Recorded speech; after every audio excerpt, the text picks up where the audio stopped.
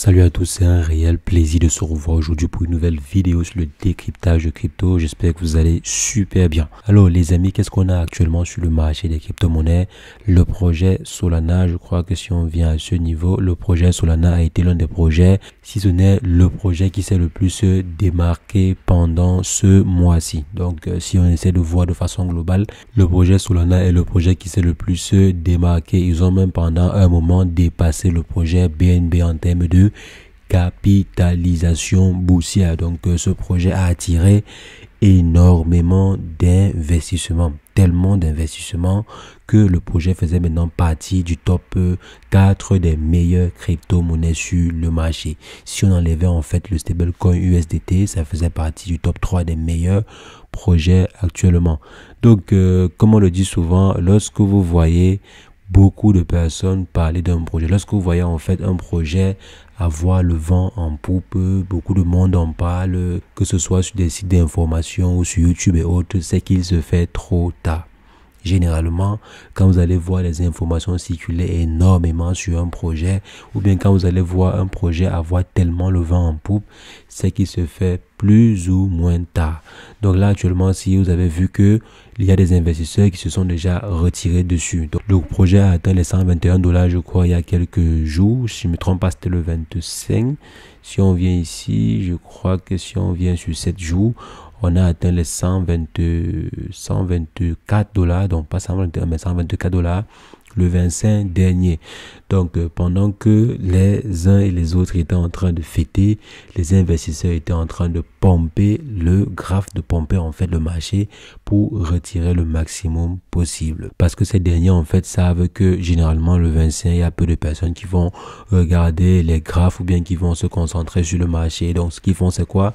C'est que pendant les fêtes, généralement certains investisseurs vont injecter massivement pour faire gonfler la courbe. Et vu qu'il y a beaucoup de personnes qui ne vont pas faire attention, ces derniers vont profiter de cela pour retirer le maximum de bénéfices possibles. Donc c'est la raison pour laquelle on a vu après le 25, donc je crois le 26, si on vient ici, vous voyez, après le 25, au 26, on a vu le marché commencer à chuter. C'est pas simplement sur le projet Solana, mais de façon globale sur le marché, on a vu une correction. On a assisté en fait à une correction globale du marché à partir du 26. Donc quand les gens commençaient à prendre conscience de ce qui s'est passé le 25, allez, les baleines étaient en train de retirer leurs fonds du marché ou bien étaient en train en fait de repositionner leurs investissements sur le marché des crypto-monnaies. C'est une stratégie assez intéressante aussi.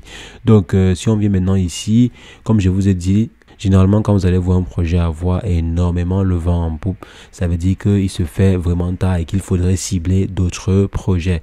Et je pense que je vous ai alerté dans le groupe Telegram, donc je vous invite vraiment à me suivre sur Telegram et également sur Twitter. Je vais laisser les liens dans la description et également en commentaire épinglé parce qu'il y a souvent des analyses que je fais très rapidement et que je partage sur Telegram ou bien sur Twitter ou X, anciennement Twitter. Donc je peux ne pas faire de vidéo, mais je fais au moins des analyses rapides que je partage avec vous sur le groupe Telegram, sur le canal Telegram. Donc veillez à vous y abonner pour ne rien rater, des prochaines analyses ou bien des prochains partages que je ferai dessus.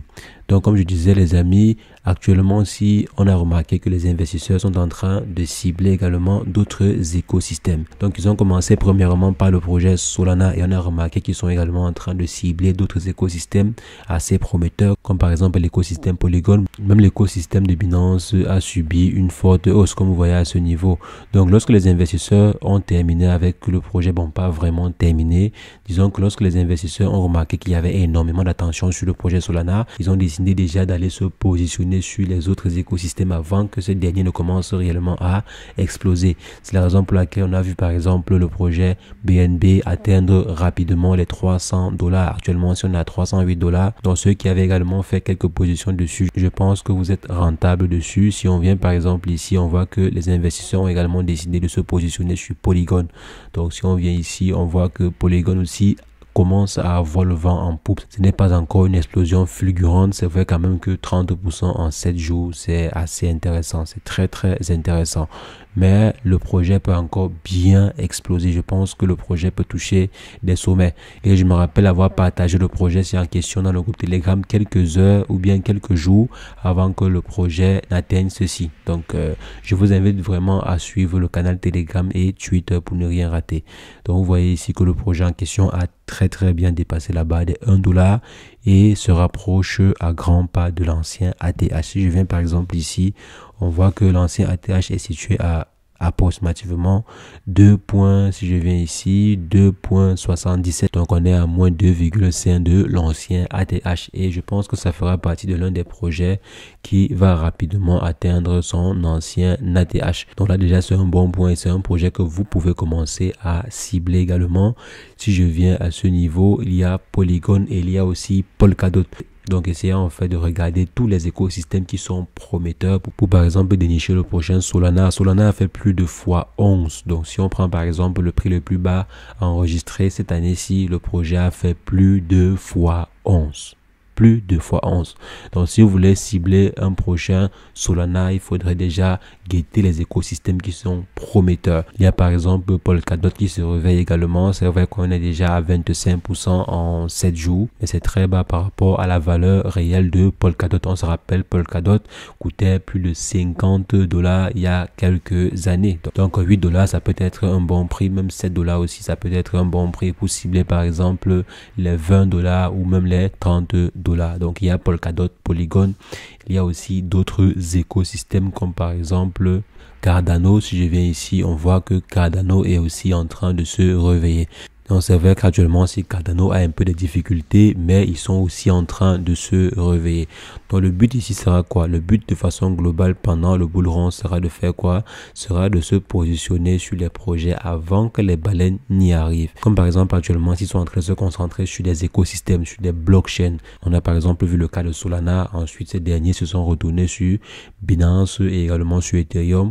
Actuellement s'ils se concentrent beaucoup plus sur Polkadot, Polygon et autres. Actuellement, ils sont beaucoup plus concentrés sur la catégorie écosystème, sur des blockchains. Donc, quand vous allez en fait remarquer que les investisseurs se concentrent beaucoup plus sur telle catégorie de projets, ciblez déjà quelques projets aussi de cette catégorie-là sur lesquels vous pouvez vous positionner. Parce que généralement, lorsque un projet de la catégorie va exploser, ils vont chercher un autre projet de la même catégorie pour investir dessus. Et ensuite, lorsque la plupart des projets seront vulgarisés, ils vont passer à une autre catégorie, etc., etc. Donc, il faudrait bien analyser le marché, être à l'écoute des différentes fluctuations du marché, voir où est-ce que les investisseurs mettent le plus leur argent actuellement. Donc, il y a également une information assez intéressante. La Suède a donné un délai jusqu'à vendredi prochain aux entreprises qui souhaitent émettre des ETF. La possibilité de pouvoir modifier leur dossier. Donc, si quelqu'un souhaite modifier encore son dossier de candidature, c'est jusqu'au 29 dernier. Après cela, il ne sera plus du tout possible. Donc, si par exemple une entreprise n'est pas en conformité ou bien si une entreprise pense qu'il y a un point qu'elle n'a pas respecté, elle a jusqu'à vendredi prochain, donc le 29 décembre, pour pouvoir modifier son dossier. Après cela, il ne sera plus possible. Et on pense que la SEC dit ceci parce que ces derniers veulent en fait donner leur verdict. Donc, ils veulent en finir avec le dossier. Et d'après certains analystes, la date butoir est en train d'arriver. Donc, arrive en fait à grands pas.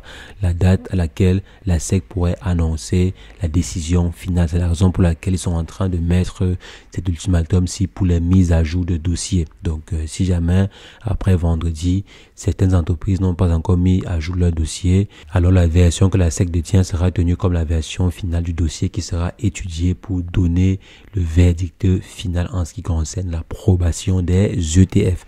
Donc les amis, l'approbation ou la non-approbation est presque là. Je dirais le résultat est imminent. Au plus tard, en mi-janvier, on aura la réponse. Je pense personnellement qu'au plus tard, en mi-janvier, on aura la réponse. C'est vrai qu'il y a certaines personnes qui commencent à être pessimistes. Il y a par exemple Coinbase qui a retourné sa veste, comme vous voyez à ce niveau.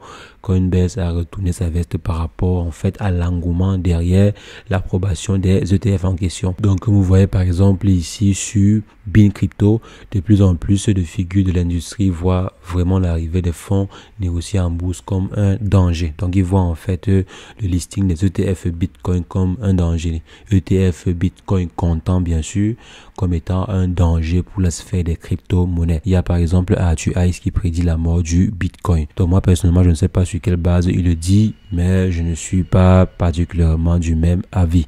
Toujours est-il, il ne reste plus que quelques jours pour qu'on puisse voir l'effet des ETF Bitcoin sur le secteur des crypto-monnaies.